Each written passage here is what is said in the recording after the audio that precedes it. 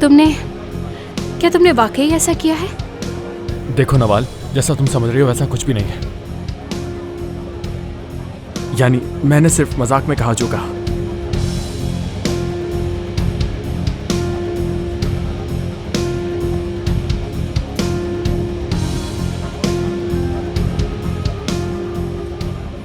घटिया आदमी, तुम क्या चाहते थे मुझसे? नवाल, गलत समझ रही हो तुम इसे।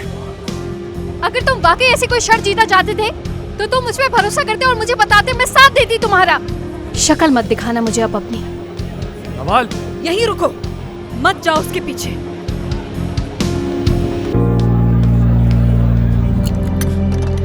ये पागल हो गया क्या?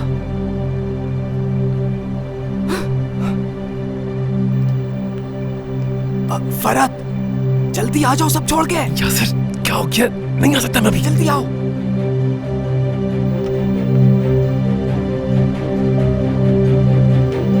नवाल,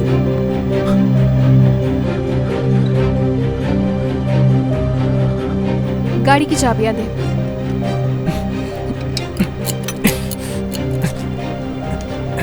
नवाल, नवाल रुको, मेरी बात सुनो।